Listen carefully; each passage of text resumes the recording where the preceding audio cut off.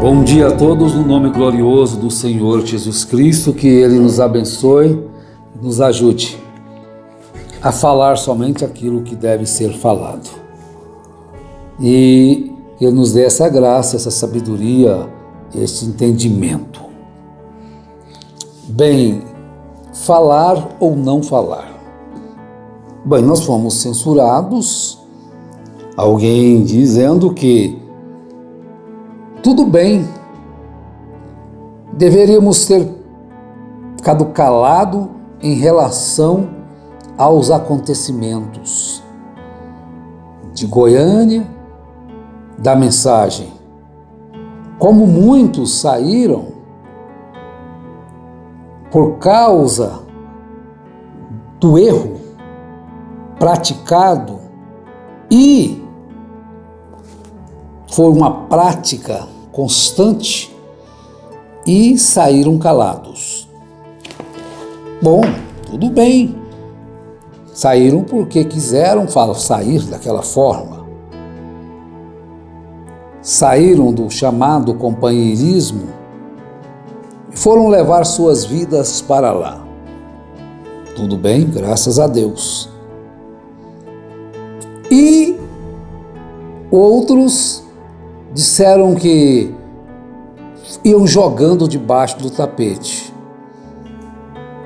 Então as pessoas se assustaram com os acontecimentos e muitos disseram que aquilo ali deveria ser guardado entre 7 chaves, assim, vou dizer, é uma metáfora, né? Alguma coisa assim, para ninguém falar. Então não falava e todos nós continuaríamos coniventes com a prática constante e todos continuaríamos no erro doutrinário e todos sendo guiados para um buraco negro. Seria isto o correto, o certo a fazer, a ter sido feito, ao invés de haver uma denúncia do erro, para que houvesse então uma chance de um reconhecimento do erro e uma busca por um perdão, por um acerto que não aconteceu, ou ficarmos todos calados? Então a pergunta é: falar ou não falar? Alguém disse que não deveria ter sido falado nada do que aconteceu e do que está acontecendo. Então vejam bem, nós temos visto tantas coisas acontecendo e às vezes as pessoas que já saíram desta confusão dizem que não se deve falar mais. Agora julgai entre vós outras pessoas que ainda não ouviram, estão enganados. Agora é claro que às vezes se fala com um ímpeto, fala com, como se diz, com nervosos. Bom, isso deve ser evitado, sim, mas falar de uma forma calma, tranquila, explicar as coisas, para que todos possam conhecer de fato o que estão seguindo. Agora, quando Jesus entrou ali na cidade de Jerusalém, os fariseus disseram para ele para mandar os seus discípulos se calarem, porque eles estavam louvando, eles estavam se regozijando, dando louvores a Deus em alta voz por todas as maravilhas que tinham visto. Então disseram-lhe alguns dos fariseus, verso 30 do capítulo 19 de Lucas. Disseram-lhe alguns dos fariseus dentre a multidão: Mestre, repreende os teus discípulos. Respondeu-lhes Jesus: digo-vos que se estes se calarem, as próprias pedras clamarão. Então, sempre vai ter alguém para protestar contra as heresias, contra a fornicação, contra o adultério, contra a mentira, contra o engano religioso. Paulo protestava, Paulo exortava, Paulo corrigia. Paulo chegou ao ponto de juntar-se com os irmãos de Corinto para que entregasse um homem que estava ali na igreja, que era imoral, que praticava atos imorais. Então vejam bem, e ele então aconselhou que aquele homem fosse entregue a Satanás para a destruição da carne, para que o espírito dele fosse salvo no dia do Senhor Jesus.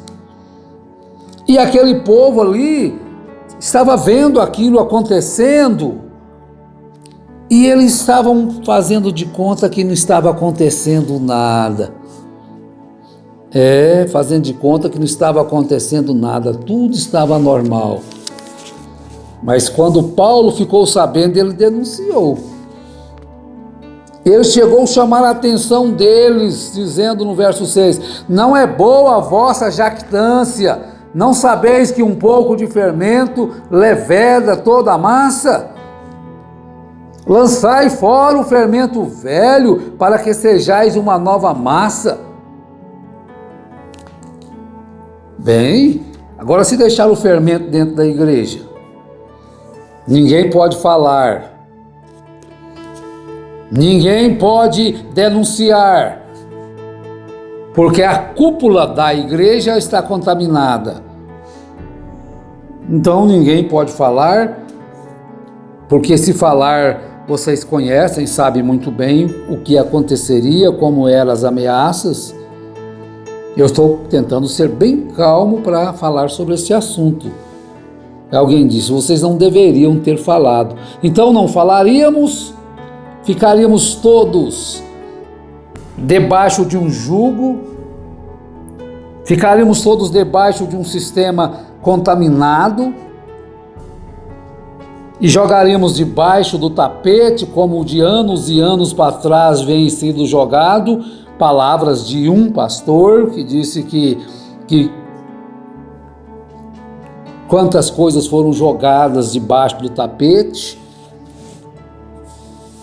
E alguém então, agora chegou o tempo.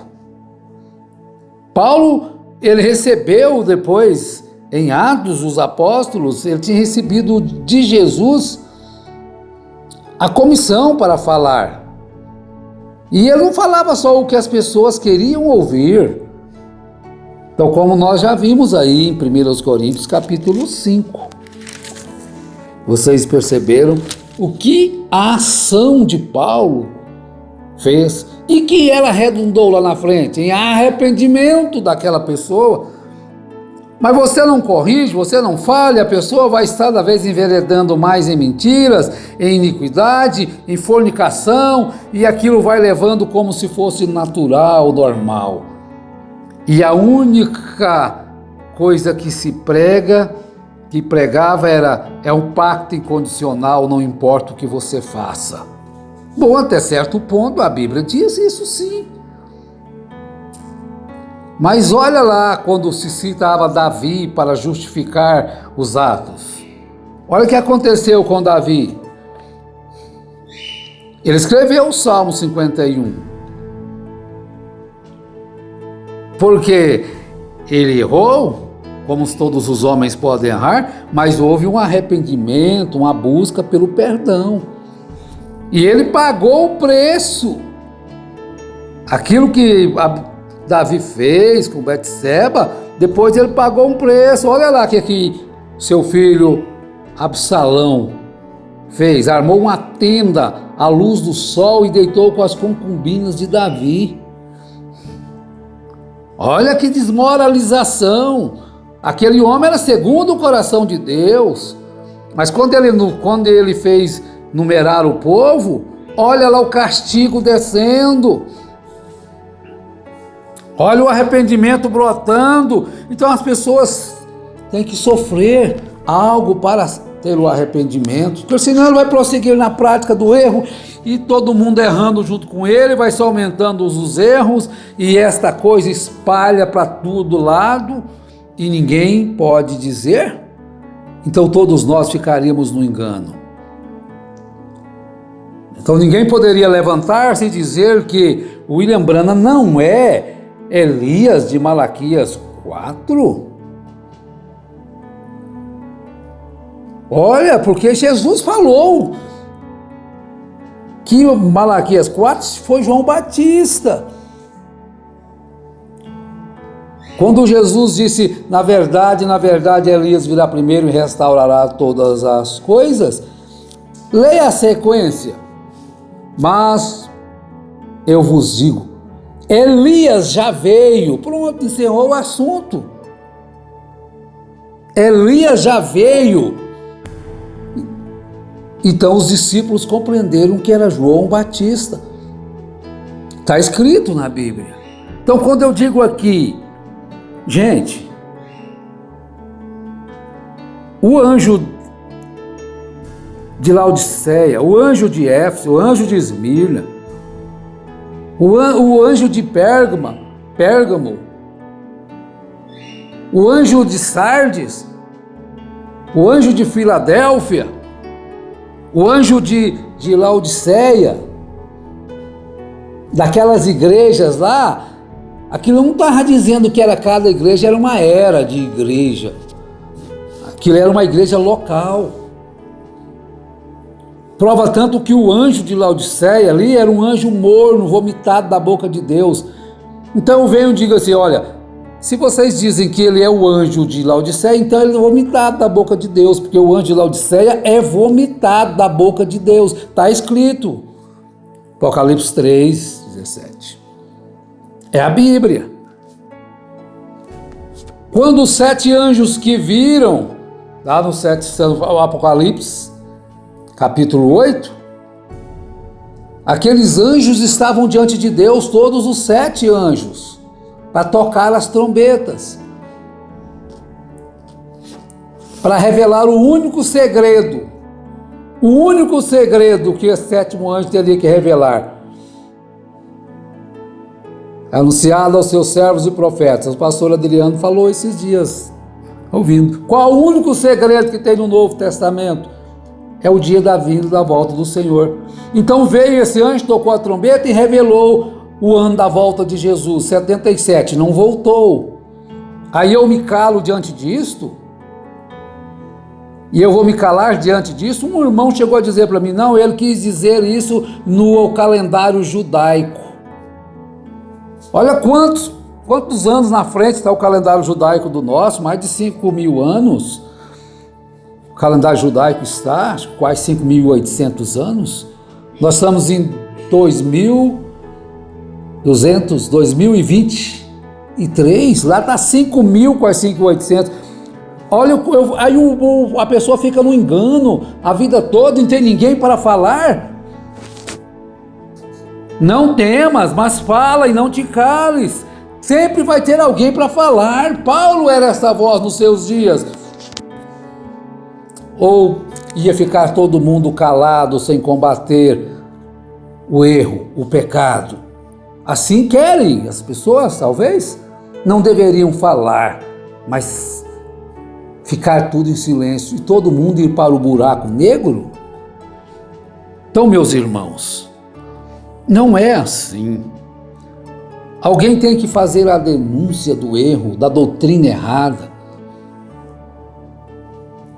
Já foram ditos várias vezes que William Branham não é 7º anjo de Apocalipse 10:7. Não é. Pronto, prova que é. Aí você diz que é por quê? Porque alguém disse que é, não é Bíblia. Ignore o que as pessoas estão falando, dizendo é que não é. Abra o seu coração para compreender. Peça a Deus para abrir o seu entendimento. Então vejam bem. Vamos falar? Se tivermos que pedir desculpas, com a mesma ênfase que falamos contra, estamos dispostos. Agora, vamos discutir o assunto.